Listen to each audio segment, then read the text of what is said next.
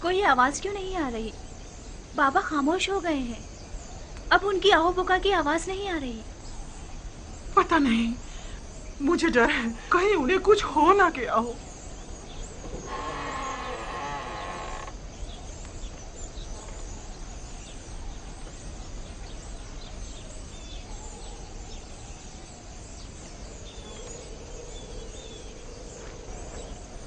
دینا، لیا، آپ کون سے کیا کام ہے؟ مجھے کہیں بٹھا دو۔ میرے ساتھ آئیے دادا جان۔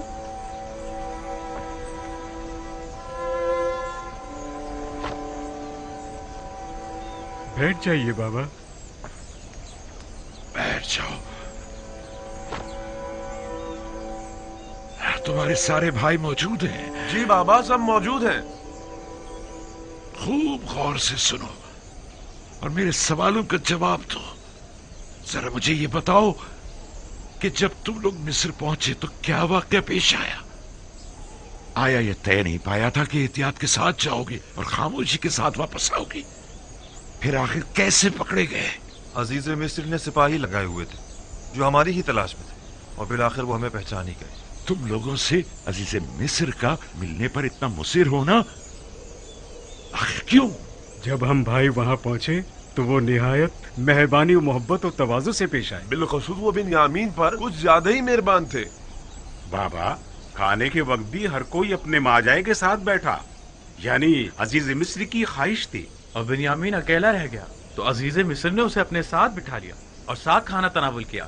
وہ آپس میں کافی دیر سرگوشیاں کرتے رہے، کافی دیر، کبھی ہنستے تو کبھی رونے لگتے تھے۔ عزیز مصر بنیامین کے ساتھ ہنس اور رو رہے تھے؟ نہیں، صرف بنیامین رو رہا تھا۔ ہم نے اس سے جب پوچھا تو وہ کہنے لگا کہ وہ آپ کے فراق میں رو رہا ہے۔ محض چند روز کی جدائی پر رونا، وہ بھی روبرو عزیز مصر، یہ بات سمجھ میں نہیں آتی۔ سب کچھ ٹھیک جا رہا تھا بابا، اور پھر اچانک بنیامین گرفتار ہو گیا۔ میرے لیے قلم، دوات اور چمڑے کا ایک ٹکڑا لے کر آؤ۔ ایسا محسوس ہوتا ہے جیسے عزیز مصر کے رویوں میں کوئی راز پوشیدہ ہے۔ وہ یا تو یوسف کے متعلق کچھ جانتے ہیں یا پھر تمہارے بھائی کی تلاش میں ضرور تمہاری کوئی مدد کر سکتے ہیں۔ جاؤ اور یا تو عزیز مصر یا پھر جس سے بھی ممکن ہو اپنے بھائی کے بارے میں تحقیق کرو۔ مصر میں میرے بچوں کچھ نہ کچھ تو ضرور ہے۔ اب وہاں جانے کی ہماری ہمت نہیں پڑتی، اور وہاں جا کر کہیں بھی تو کیا؟ یہ کہیں کہ ہمارے بھائی کے جرم سے درگزر فرمائے، یا یہ کہیں کہ ایک بار پھر ہمیں گندم دے دے۔ یہ لیجئے دادا جان، یہ لیجئے۔ میں عزیز مصر کی خدمت میں ایک خط لکھے دیتا ہوں، تم لوگ یہ خط بھی لے جاؤ اور اپنے بھائی کے بارے میں بھی پوچھ گچھ کرو۔ میں تم لوگوں کی باتوں سے جو کچھ سمجھا ہوں اس کا سمجھنا تم لوگوں کے لیے مشکل ہے۔ شمون، بیٹا شمون، لکھو، از جانب بندے خدا یعقوب عزیز مصر یوزارسیف کی خدمت میں خداوند سبحان نے ہمیشہ ہم خاندان نبوت و رسالت پر بلائیں نازل کی اور مختلف آلام و مصائب کے ذریعے ہماری آزمائش لی ہے۔ میرے جد ابراہیم کا آتش نمرود کے ذریعے امتحان لیا اور ہمارے چچا اسماعیل ذبیح اللہ کو قربان گاہ تک لے آیا تاکہ ان کو آزمائے۔ اتنے سے ان کی بھلا کیا قیمت ہوگی؟ کیا اس کے عوض وہ ہمیں گندم دے دیں گے؟ کچھ نہ ہونے سے تو بہتر ہے۔ وہ ہمیں مفت میں تو گندم دینے سے رہے، یا تو ہمارے پاس درہم و دینار ہونے چاہیے یا پھر کوئی مال مویشی، اور درہم و دینار ہے نہیں۔ ہاں، کچھ نہ کچھ تو انتظام کرنا ہی ہوگا۔ ہاں، کچھ کھا لیں، اور تھوڑا بہت اون پڑا ہے جو ہم نے بیچا نہیں ہے۔ کہو کسی نے خریدا نہیں، نہ کہ بیچا نہیں۔ تھوڑا بہت میں نے اور میری بہوؤں نے مل کر دھاگا بھی بنا ہے، شاید تم لوگوں کے کام آ جائے۔ ان سب کے عوض تو وہ ہمیں گندم نہیں دیں گے۔ ہمارے مال کی کوئی قدر و قیمت نہیں، لیکن کوئی چہرہ نہیں۔ खुदा से कुछ बईद नहीं, शायद अजीज मिस्र हमें गंदुम और बिन्यामीन दोनों साथ ही दे दे। हाँ। वाह, क्या खुशफहमी है तुम्हारी। लुत्फ खुदा से नाउम्मीद मत हो यहूदा।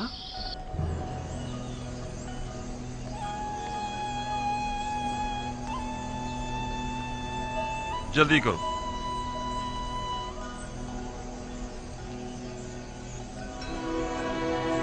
खुदा निगहदार, खुदा निगहदार, खुदा ने किया। हमारे खुदा लिए ने दुआ किया। कीजिएगा बाबा, दुआ कीजिएगा हम खुशखबरी के साथ वापस लौटे। यूसुफ के बारे में पूछ कर जरूर करना। मेरा ये खत अजीज मिस्र तक पहुंचा देना।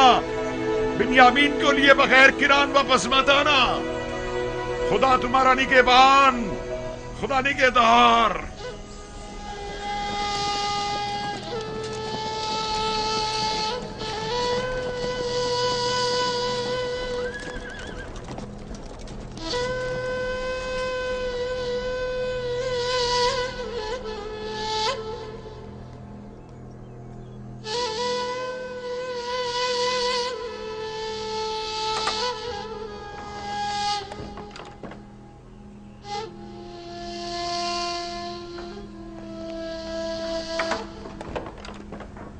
दरूद खुदाबंद हो अजीज मिस्र युजार सीफ बुजुर्ग पर। दरूद खुदाबंद बर यूसुफ नबी। दरूद बर बिनारूस खूब व मेहरबान।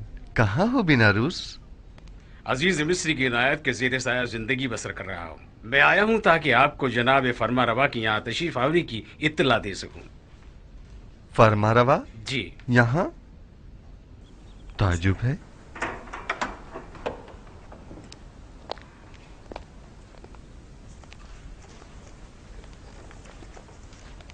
दरूद बर फरमा रवाए मुक्तदर मिस्र। दरूद बर नबी खुदा। खुश आमदीद। खुश आमदीद बानो।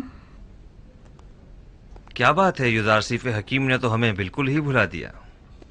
यकीनन नई मसरूफियात जनाब युजारसीफ को मशगूल कर रखा है।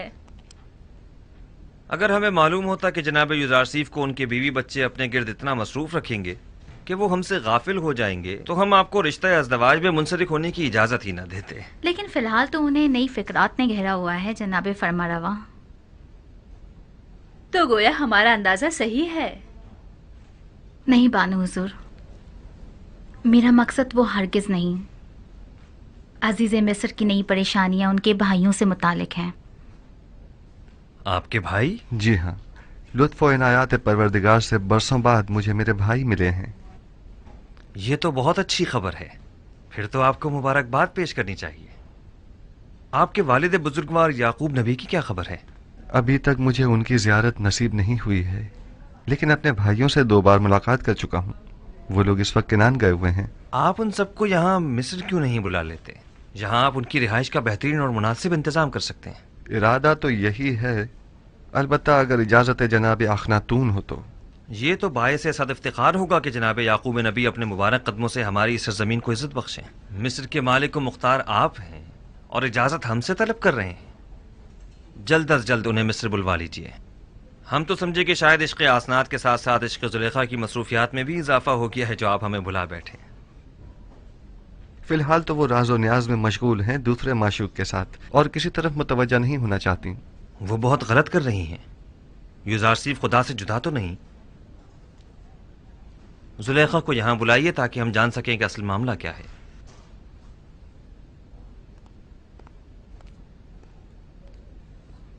अपने खानदान की रिहाइश के लिए किस जगह का इंतखाब किया?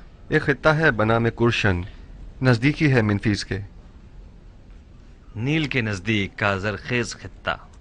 हाँ, ये जगह निहायत मुनासिब रहेगी। मैं आपके इंतखाब की दाद देता हूँ, बशर्त ये कि जनाब युजारसीफ अपने वालिद और भाइयों की मसरूफियात में गुम होकर हमें भूल न जाएं। हमें आपकी दूरी बिल्कुल बर्दाश्त नहीं। हम पर ऐसा सितम मत कीजिएगा। ये तो जनाब फरमा रवा की मोहब्बत है।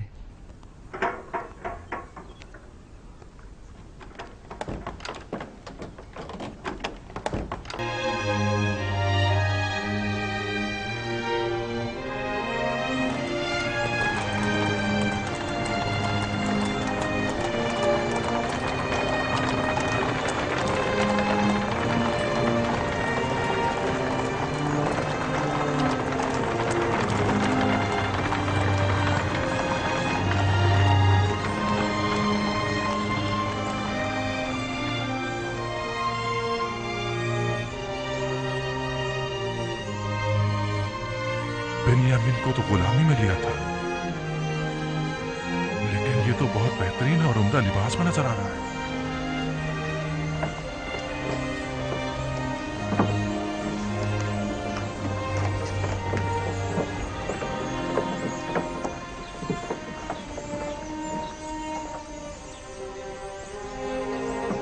20 पैमाने, जाओ वसूल कर लो। 20 पैमाने। 5 अफराद हो, 15 सिक्के, जाओ वसूल कर लो। मेरे पास सिक्के नहीं हैं। कुछ और भी नहीं है? नहीं, जो कुछ था वो अब तक गंदम की खरीदारी पर सर्फ कर दिया है। पहले भी बताया है कि जिनके पास गंदम की कीमत अदा करने के लिए कुछ न हो वो सनद गुलामी पर दस्तखत करके गंदम वसूल कर सकते हैं। हम अपनी तमाम उम्र या हुकूमत के गुलाम थे या माबद के, लेकिन आपका गुलाम होना तो बड़ी सादत है। सिर्फ तना आप ही नहीं है, इस वक्त तमाम मर्द में मिस्र जनाब यूजारसीफ के गुलाम है। हमारे लिए ये गुलामी तो आज़ादी से कई बढ़कर है और हमें इस पर बड़ा फख्र है। मेरी ख्वाहिश है कि आप सब एक खुदा के बंदे बन जाएं और किसी गैर खुदा के बंदे न रहें। जनाब यूजारसीफ, अब मेरे पास गंदम के अवज़ देने को कुछ नहीं, क्या आप मुझे मुफ्त गंदम इनायत फरमाएंगे? आली जनाब, इसका शुमार मिस्र के दौलतमंद तरीन अफराद में होता था। आप यूं कीजिए कि इसकी गुलामी के एवज इसे गंदम दे दें। यानी मैं हुकूमत मिस्र का गुलाम बनूंगा तब मुझे मुफ्त गंदम दी जाएगी? मेरा सब कुछ तो मुझसे ले लिया गया है, मेरा घर बार, मेरे बच्चे, मेरा मालो मता, मेरे गुलाम, मेरे बीवी बच्चे सब आपके गुलाम हैं। अब मुझसे और क्या चाहते हैं? मुझे तो कंगाल ही कर दिया है। क्या किसी ने मजबूर किया है आपको गंदम खरीदने पर? हाँ, कहत ने, भूख ने। अगर गंदम ना हो तो मैं तो हलाक ही हो जाऊं। जमाना फरावानी में आपने हुकूमती गोदामों में गंदम जमा करवाई थी? नहीं, मैंने सोचा भी ना था कि कहत भी पड़ सकता है। बस तो आप अपनी जान की कीमत अदा कर रहे हैं। मैं गुलामी पर मौत को तरजीह दूंगा। अगर गुलामी बुरी चीज है तो फिर क्यों जब आप खुद साहिब दौलत थे तो 20 गुलाम रखे हुए थे? मेरा दर्द यही तो है, मैं जिसके 20 गुलाम हुआ करते थे अब खुद कैसे गुलाम बन जाऊं? शायद इस तरह गुलामों के दर्द को ज्यादा बेहतर महसूस कर सकें। बहरहाल हम जबरन किसी को गुलामी में नहीं लेते। आली जनाब, मैं पहले इस शख्स का गुलाम हुआ करता था, इसने मुझ पे बहुत जुल्म ढाए हैं। कल तमाम मर्द में तेब्स माबद आमून के सहन में जमा हो जाएं।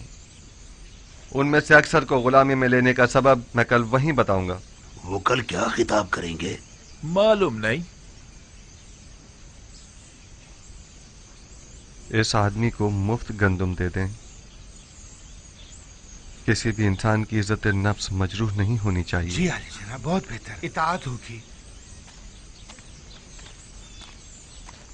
गंदम वसूल कर लो। क्या गुलामी के एवज? नहीं, आपको गंदम मुफ्त दी जा रही है, ये जनाब यूजारसीफ का हुक्म है। क्या ऐसे अजीम इंसान की गुलामी आजादी से बेहतर नहीं है? वहुदन व रहमतन